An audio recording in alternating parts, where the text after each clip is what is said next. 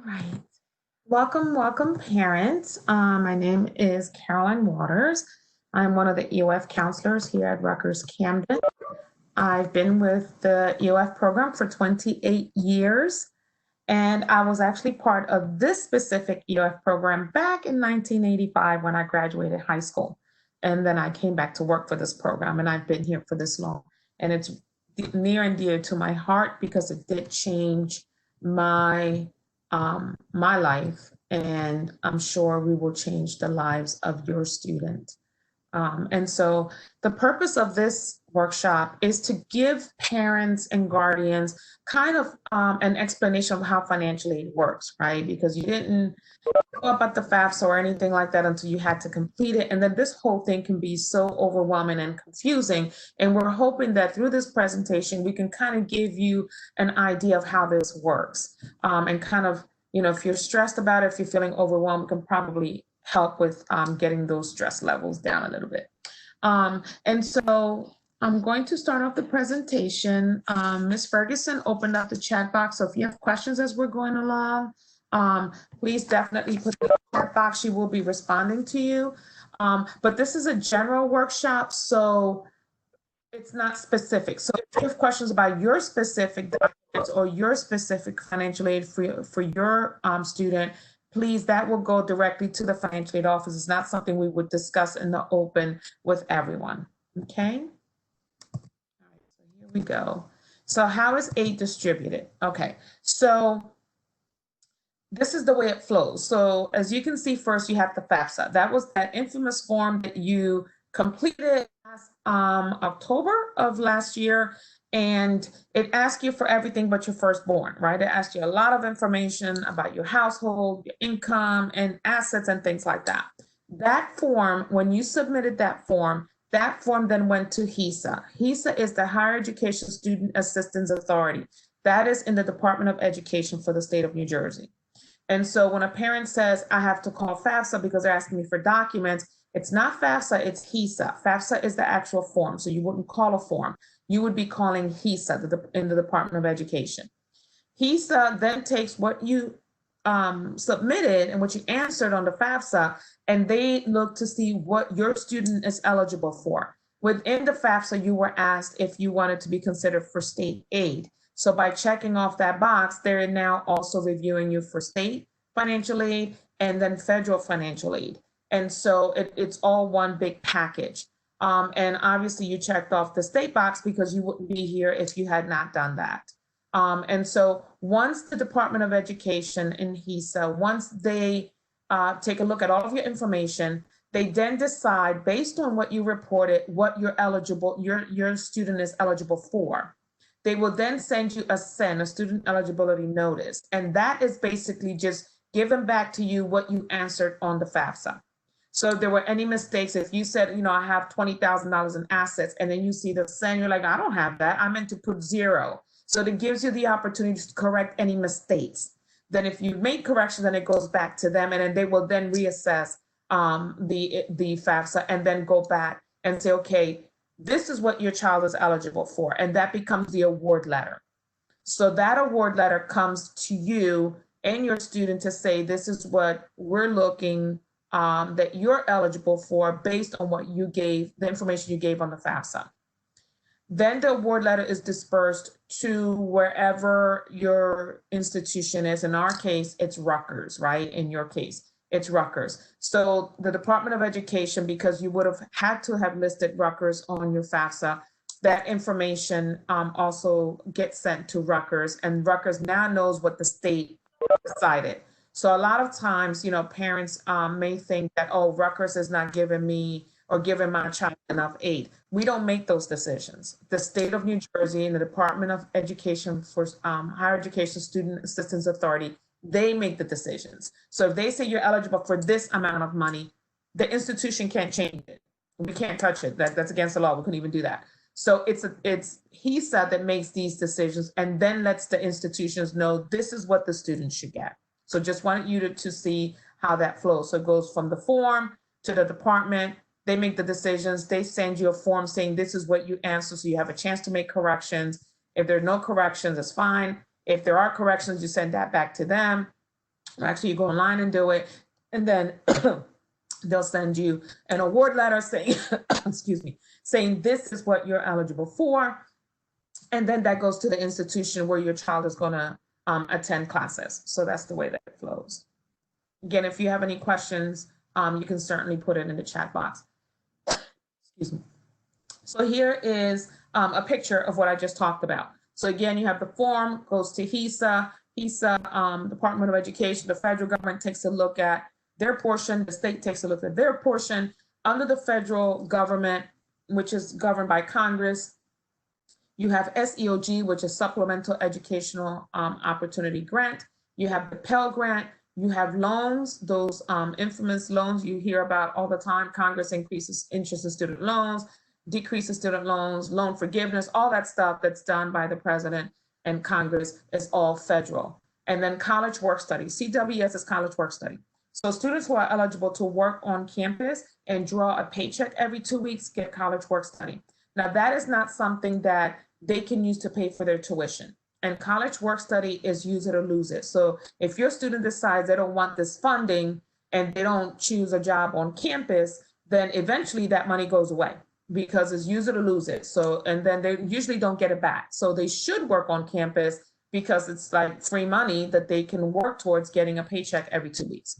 So that's all part of the federal government. The state government on the right-hand side, it's TAG and EOF. EOF art program and tuition aid grant is TAG, which is another state grant. When you complete the FAFSA, when the Department of Education makes these decisions, all your information is housed in NJFAMS. And that's where you can go in. So if you owe documents, that's where you're uploading those documents. If your student logs into NJFAMS, on the right-hand side, there's a to-do list. So it tells you what they need to upload. So that's housed in NJFAMS. So this is how the system works that you're actually navigating through right now. Once all of these decisions are made, then the funding goes to the institution, in this case, Rutgers. Now, the institution will provide your student with an award letter. And that award letter includes what the federal government and the state government has awarded your student. In addition, institutions have funding. So Rutgers has Rutgers Aid Grant, or we call it RAG. And that's additional funding that the institution disperses at their discretion based on the needs of your students. And so that's something that's done internally. Students don't apply to that. They are automatically reviewed by the institution. And it's funding also, anything that's grant money is not paid back. The only thing that has to be paid back later on are loans. And then there's something called Bridging the Gap, which we have on campus. And that is something that the institution uses when it has a balance. It does not include housing or the meal plan. And they look to see if a student qualifies for that. And it's based on, again, the reported income. So that's the way that works. If you have any questions about RAG or Bridging the Gap, you certainly want to speak to the financial aid office directly. At the end of this presentation, there will be a contact email. I'm sorry, we're all working virtually. So the way to contact individuals is right now is through email. But we will provide that contact information for you so that you're more than welcome to email them about those two institutional services. Okay, so let's talk about loans versus grants. So grants, again, federal Pell, TAG, EOF, federal SEOG, and work study. Those are considered grants. Grants is money you never have to pay back, which is good, right? We want free money. So I don't know, my motto is free is for me. So whatever I can get for free, hey, great. But then sometimes if students decide to live in a dorms, they're going to have to get loans because there's not enough grant money to pay for that entire bill. And so students that usually live at home with their parents and have received full aid, they usually have, a zero balance on their term bills. Again, everybody's different, but they usually do. But students, they have to live in the dorms, and sometimes they have to. So if students have to live in the dorms, then that's an additional cost that they will have on their term bill. So the Stafford loan is the only loan that's available through the federal government right now. We used to have a Perkins loan, but they got rid of that.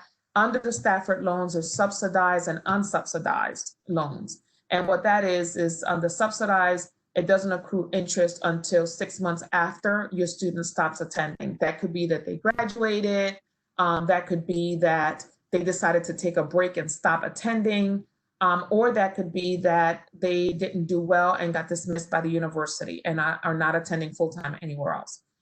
So then those loans, 6 months after they stop attending, the bills start coming in with interest, and the interest starts accruing at that time. Unsubsidized means that it's accruing interest as a student is using them. Then there's the Parent Plus loan. So sometimes the Stafford loan is not enough and students need additional loan money, then the Parent Plus loan. So parents, these are loans that you apply for that is then sent to the institution to help pay for your student's bill. And then, of course, private and personal loans. We all know what those loans are like. We take loans to pay for our cars, mortgages. So private loans from your own credit unions or banks. Parents, be mindful though, just from one parent to another, just want you to be aware that when you do your own private loans or Parent Plus loans to help pay for your students' education, those are loans in your Social Security number. And so when you're, let's say, refinancing your house, or you want to go buy a new car or finance something, this is debt that shows up on your credit. So you want to make sure that you monitor how much debt you're incurring should you have to get loans on behalf of your student. Stafford loans are in the student's Social Security number. They're held accountable for that when it's time to pay those loans back.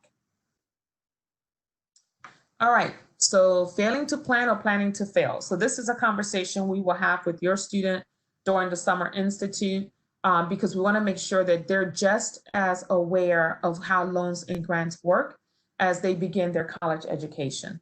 So what we've seen in the past, not just with EOF students, but just students in general, they face challenges. So some of the challenges we've seen with grants is that they assume this is free money and it never ends.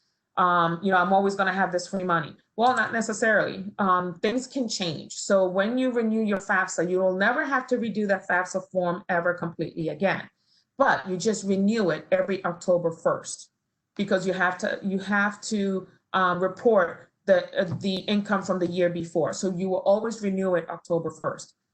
But what happens is, if the family's household income increases, you could become ineligible for certain grants if your household income continues to rise. So it's not that once EOF, always EOF, because that could change. It's based on whatever you report on the FAFSA to the government. You want to make sure that you put that date on your calendars. It's always October 1st. So this October 1st of 2020, you will be renewing your FAFSA with your student. Remember, they need you there because they need your income tax information. So you will all be renewing it together October 1st, and then October 1st every year until they graduate. So again, the assumption that this grant money is free and is always going to be there. Missed state deadlines. So there are a lot of students who forget about October 1st. Then it goes into January 17th, which is the university deadline, reminding students, hey, you need to renew your FAFSA, because that means that they don't get information. And if you don't renew the FAFSA, there is no money for the next academic year. And so the university will set their own deadlines of January 17th. Sometimes students miss that.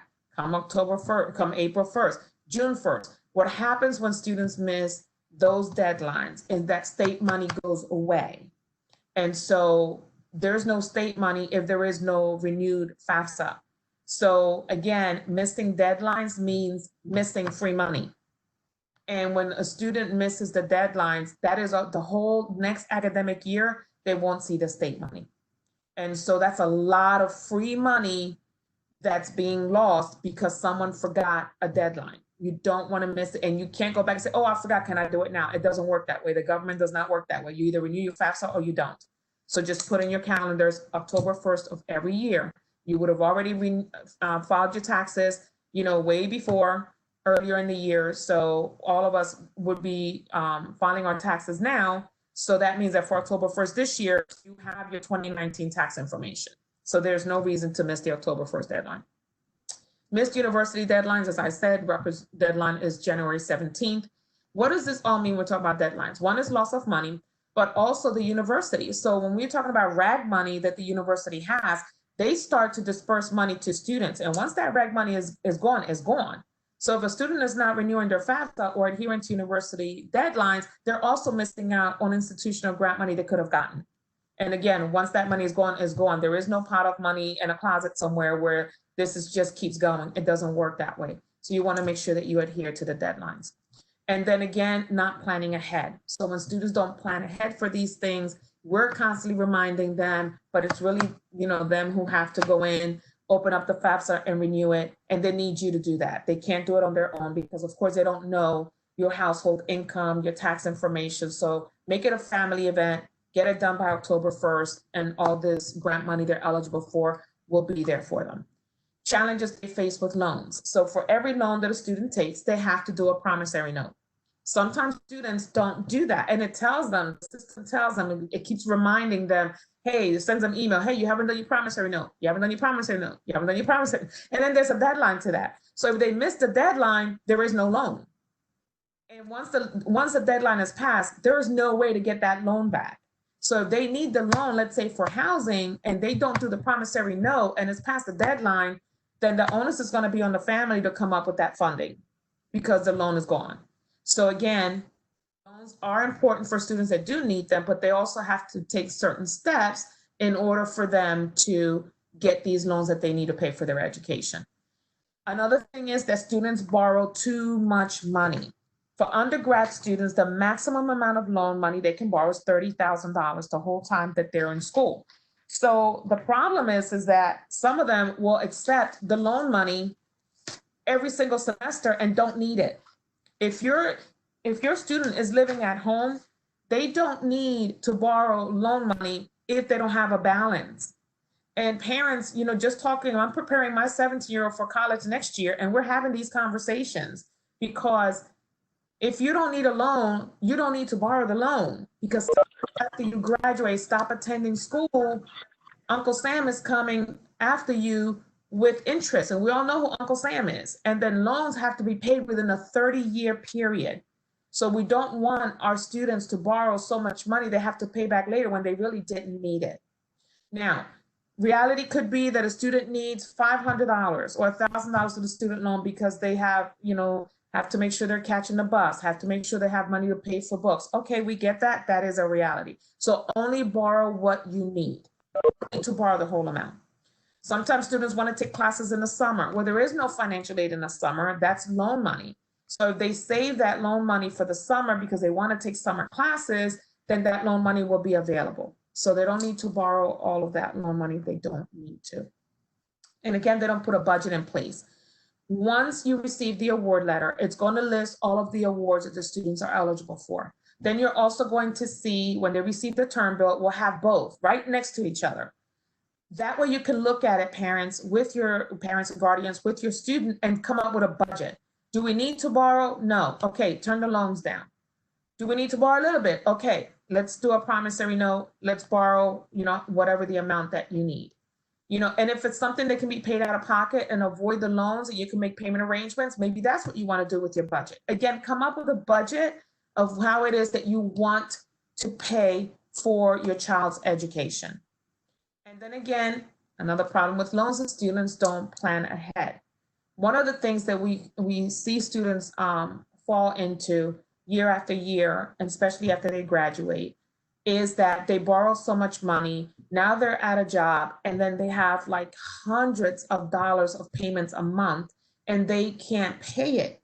And so they can go into default. You go into default, you want to go to graduate school, they're never going to give you new loan money for graduate school if you won't pay your loan money for undergrad, your loan debt. Also, Uncle Sam, as you know, parents, we that are adults, they will garnish your wages. And so you want to make sure that you plan ahead about all this loan debt that your student can get into right now and what it means 4 to 5 years from now when they graduate. So again, definitely want to have a plan for yourself as a family and your student. All right, let's talk about something that's really, really important. And that is whether you guys are going to decide if your student will be a commuter student, meaning that they live at home, or if they're going to live on campus. Now, reality is that some of your students will have to live on campus. They live too far. There's no way that they can commute from home. It's too costly, whatever the reasons are, right? And so you have to make that decision. So living on campus tuition right now, unless they make any changes, is $11,886. And there's fees that, this is tuition and fees that go on with that.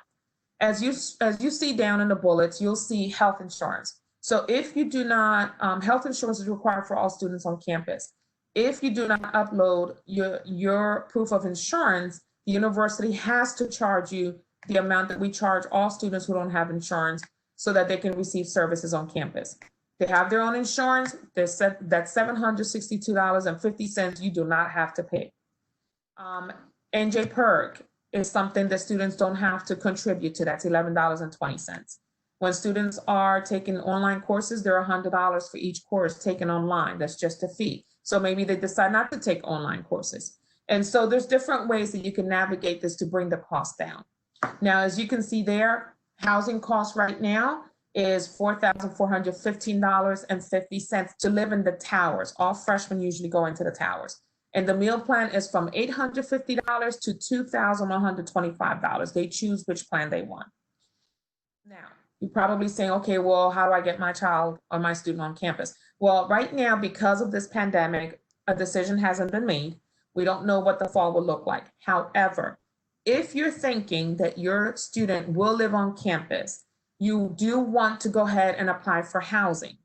The worst that can happen is that we don't open up in the fall and you'll get an email stating that Rutgers is still virtual in the fall. Again, this is something the governor will discuss with the university president, who will then let us know, and we'll certainly get that information to everyone as quickly as possible. But this is the entire state, so it's not just Rutgers. So at the end of this presentation, we have the housing link, and Ms. Ferguson just also put it on the chat. So make sure that you take a picture of it or you click on it so that you can go ahead and apply for housing. It's better for you to apply for housing and then not need it than to then need it and there's no space. Because once they're full, they're full. If students are moved into the other apartments or 330 Cooper Street, which is our lofts, that is much more expensive. And so they have to pay more money for housing, and that's if they're allowed to do that. So better safe than sorry. If you're thinking of housing for the fall or spring semesters, you want to make sure that you go ahead and fill out that housing application immediately, like right after we finish this presentation. And of course, living at home, they don't have that expense. So parents and guardians, something you want to think about as part of your budget in terms of what you guys decide as a family. I always tell parents, if you're close to campus, unless your home is not conducive for learning for a student, then yes, they should live on campus. But if they live close and they can travel to campus, why incur so much debt? Again, those of you that are living further up north and have to be in the dorms, by all means, this is your reality and there's nothing wrong with that. But I just wanted to make you aware of a budget that you can start thinking about before your student actually starts. All right, develop a plan of action. So let's talk about that, right? Developing a plan of action. So for the fall semester, not for the summer, because the summer is paid by the EOF program, but in the fall, what do books look like? So maybe your student, I'm a visual learner, so I need a book. I need to turn pages for a book, right? Some students are not visual learners and they can read a book on ebook and be perfectly fine. So ebooks are usually much less expensive. So are renting books. Used books are cheaper. A lot of our students go on that website, cheapbooks.com, and they find their books cheaper. Egg.com is another online book platform that you can check into. Once your student is registered for the fall, then there's a time, usually by the time they pay their term bill and so forth, they can find out what their books are, and then they will be able to then look at all these other platforms, Amazon and so forth, and see whether the books are cheaper on there or if they just want to get the books from the bookstore, however it is. But you got to think of the cost of books. Now, your grants go towards your tuition and fees. If you're not living in the dorms, usually students end up with a small refund that they usually put towards their books. If they're living in the dorms, there is no refund, there is the loan they have to add.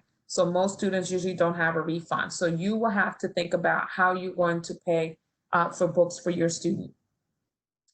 The cost of tuition, 12, 15, and 18 credits is the same cost. So we usually want students to take 15 credits a semester, which are 5 classes, instead of 4 classes, which is 12 credits. If they can really handle 15 credits, go for it. If they do 15 credits a semester, they can actually graduate in 4 years. If they do 12 credits a semester, it'll take them 5 years. Some students actually do 18 credits. We wouldn't advise that, especially their first semester, because they don't have a GPA yet. But if they can handle 18 credits and do well, fine. But most students don't tend to do well with 18 credits. Those are, 6 classes, and that's a lot of pressure and a lot of work. So 15 credits is usually a safe number of credits for students to take that they usually do well. And then, of course, decide about whether you want to live at home or live on campus or off campus. Some students have their own apartments off campus. That's also a possibility. And then think about working part-time. Students may be used to working a lot, especially now with this pandemic, but I can guarantee you, parents, from what I've seen in the last 28 years, there is no way a student can work 30 to 40 hours a week and be successful academically. Their GPAs usually suffer like very much because they don't have time to study, don't have time to do papers. This is not like high school, and I hope that you attended the presentation, the parent presentation that I did on Sunday, because I did yesterday actually, because it is very difficult to work that many hours, go to class, get papers done, meet with student groups, work on projects. It's just almost impossible. So working part-time, 20 to 25 hours a week is usually more doable. So again, something you want to think about. And then there's also ways that they can think about, areas where they can cut down, like, do they need the new $1,000 iPhone? Well, $1,000 iPhone, that could be 2 semesters of books. So think about areas as a family where you can cut down and put that money towards what they're going to need outside of what they get from financial aid. Again, develop a plan of action for responsible borrowing. In the fall semester, we will have students go through the HESA workshop, the Understanding My Financial Aid from a Student's Perspective. And we talk about responsible borrowing. So believe me, because they can borrow the loans whether you want them to borrow them or not, because it's their financial aid. And so we will talk to your students, especially during the summer, about, hey, this is what it's going to look like when you graduate. Do you really want to be in this much debt if you don't have to?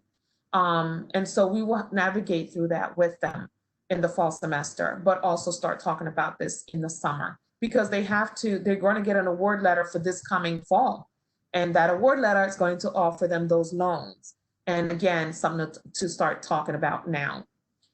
Only borrow what your budget allows or requires. Apply for additional institutional grants early. Research and apply scholarships. So a lot of our students use scholarships.com. You can go on there. There's scholarships if you're a math major. There's scholarships if you're a student of color. There's scholarships if you're a female going into education. There's all kinds of scholarships. Some of them you just have to do an essay, and they can give you $250, $500. That's book money, right? So they have to be very creative. If students are receiving scholarships, sometimes seniors do, those scholarships are sent over to the institutions, and you can certainly connect with the financial aid office to find out how that works. There are also private scholarships that students also check into, NAACP, Goja, Aspida, Gates Foundation. There's a whole bunch of companies and associations, organizations out there that give out scholarships. You just have to get creative. It's not something that we do. It's not something that the financial aid office can say, hey, here's the application for NAACP. That's not something that we do. However, when scholarships are awarded, then that is sent to the institution. Okay, so parents, this is the slide that I was talking about. So our financial aid liaison is Miss Olivia Longo. Now, Miss Longo is soon to be going on maternity leave, and so we've provided the other financial aid general email. So please take a picture of this screen here. Ms. Ferguson will also provide it on the chat. for you to contact financial aid. If you have questions about the documents that are due June 26th, don't forget. If you have questions about uploading those documents, if you have questions about what those documents are, or you have issues with the documents, that you want to email Ms. Longo, especially now while she's still there. But you also want to email both emails, the financial aid office and her at the same time, in case someone else has taken over her responsibilities and she's not there. Believe me, there's people working on this now. They know that EOF is in the process of getting students into the Summer Institute. So they're waiting for your emails, waiting for your documents. So someone will definitely respond to you. For any questions concerning this presentation, you can certainly email me, and it's cfelice@camden.rutgers.edu. For the housing application, there's the link there. Yesterday, for some reason, it wasn't working. But please go ahead and try. The one that was applying directly for the application wasn't working, but certainly apply this today. Ms. Ferguson has also provided that in the chat. So if you have any questions, I'm getting ready. You can unmute yourselves as I stop sharing my screen so that we can have a conversation about this. I know it's a lot of information and it can be very overwhelming, but we're here to help. So any questions, please, you can unmute yourselves and please ask. Randy, anything you want to put in, Ms. Ferguson? No, I think you did a really great job covering everything. I just want to reiterate, I was answering some questions in the chat and providing some links to things as we were going through. So one question that came up was, if this was the only time you have to pay the new student fee? Yes, is the only time you will pay the new student fee. But you will always have a student fee. So no matter what level you're at, grad school, undergrad, when you take classes, there's always a student fee each semester that gets added to your term bill. It's going to make much more sense when you see it, when you get a term bill, but that's the only time you'll have to pay that. I put the link for how to check your award letter. So Mrs. Waters was talking about the things that you might be eligible for. And it basically provides an estimation of what they think you're going to get. So it could be, and it's all based on what you reported on your FAFSA. So you may see EOF, you may see the tuition aid grant, you may see the Pell Grant. And so in terms of loans, I also put in the chat that I don't recommend students take out loans until you get a term bill in the summer, and if you know for sure if you're going to live on campus or not. Like Ms. Waters says, if you commute to campus, most of our students that commute do not have to pay anything out of pocket typically. They sometimes may need a little extra money to pay for books or transportation fees or parking, but they don't have to take out excessive loans to cover their actual tuition or fees. When you live on campus, you probably will have to take out some sort of loan, but you want to make sure you're only taking out what you need so you're not incurring a bunch of debt. Those are some of my main points, but I just want to reiterate that we are going to talk about this with you constantly. So this is not the one and only time we're going to talk about financial aid. It is a very complicated process. It's the most complicated right now, which is the good news. So this is going to be the only time you really have to go through this verification process. Next year you'll just renew your FAFSA, so it's not going to be as complicated or as lengthy as a process. But we'll talk about you with this during the summer when you get your term bills. Your counselor will walk you through like what you need, what you don't need. So please don't worry if you're like, I have no idea what just happened. That's okay. We'll continue to talk about it with you. Someone had a question. Where is the award letter sent to? It's sent to your email, so that you're aware of what you're getting. But when you receive the term bill usually has the award letter, correct, Ms. Ferguson? So they can do both. Yeah, so when you get a term bill, you'll see what it looks like, but essentially it's broken down. So on your left-hand side is your tuition and your fees, so all the charges that the university is charging you. So it'll have, if you're housing on campus, it'll have housing. If not, it'll just be tuition and fees and the student fee. And then on the right-hand side, you'll see all of the aid that you're receiving. And then basically at the bottom, it does the calculation for you and it'll show this is the balance that you have. So that's at the point where we tell students this is the time to figure out if you need loans or not, because now you know for sure what you do or do not need in money. And then Ms. Ferguson, which I didn't mention, if you have not done your NJ Fams login, please make sure that you do. Sometimes students will have questions for us when they come see us in the office. And first thing we say is log into your NJ FAMS. Let's take a look at it. You need to create an NJ FAMS account. There's no way you can get through your academic education and not have an NJ FAMS account. So you want to make sure that you do that. And she provided the link on there too. I did see a question about the award letter in the bill. You should probably have an award letter at this point. I don't know how precise it is. You don't have to have a term bill to have an award letter. The term bill is just going to be the charges of your classes. The award letter usually you get the award letter before you actually register for classes. It's just based off of what you reported, essentially. So the financial aid office processes it and says, here's your package. So for first year students, you probably already got a package because that probably helped you decide if you wanted to come to Rutgers or not, right? Because it was like, how much money are you giving me? And so you probably already have an idea of how much money you're going to get.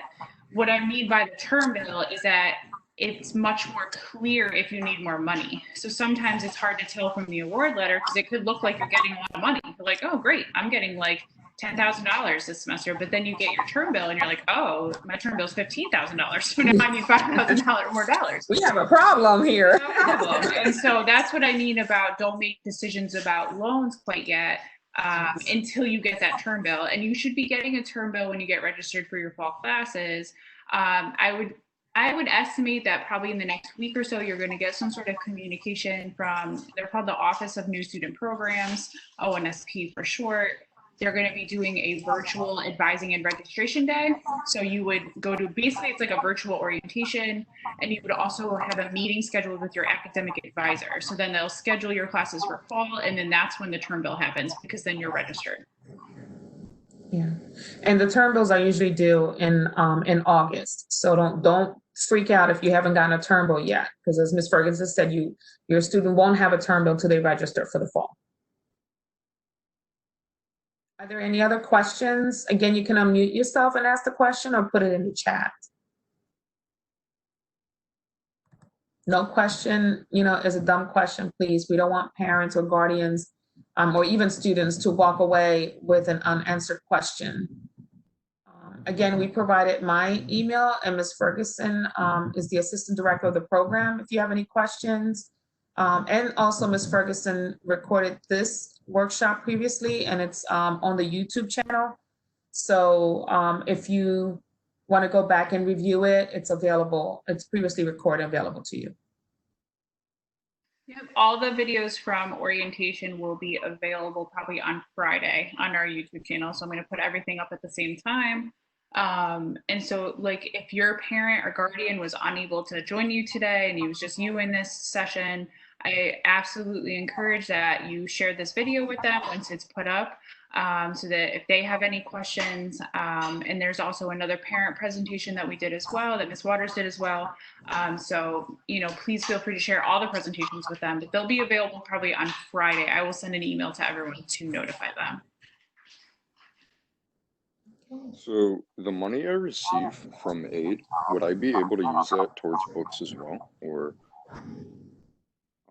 is that just like towards my tuition and stuff like that? So you will receive, let's say because you're EOF, you would get Pell, SEOG, TAG, EOF. So all of that grant money will be added up, and this is what you get as an award. Then you have the term bill. So let's say, like Ms. Ferguson said, that your award, let's say, is $10,000 and your bill is $9,000. Then you would end up with $1,000 refund. Don't get excited. It's not going to be $1,000, but that's just kind of giving you an example. So if your awards are higher than your bill, you subtract the bill from that, and that becomes your award. And then that's usually dispersed to a student in a form of either direct deposit or a check, and you're supposed to buy your books with that. Like that's what there's no book voucher, so you have to use that towards your books. If you live in a dorms, there's not going to be a refund from your awards, because that's all going to go towards the tuition and fees, the dorm, and the meal plan. And so you will need loans. I've seen students have like a small refund from that. So if you do get a refund of any sort, that goes towards your books, whether it's a $50 refund or a $500 refund, that's what you're expected to use for your books. So there is no like book voucher that you pick up and go buy your books. So if you break even and don't have a refund, then you still have to work with your family in terms of, okay, I need so much money for books. And that's when you go on those websites that I suggested to get your books, get your book costs as low as possible so you don't have so much coming out of pocket, if that's the case. Did I answer your question? Yeah, thank you. Is this Jonathan? No, are you okay? I see who it is. Any other questions? That was a good question. Okay. Well, if there's no other questions, then you all are free to go. But you have our contact information. Please feel free to contact us and have a great night. Thank you. Thank you, Mrs. For joining Waters. us.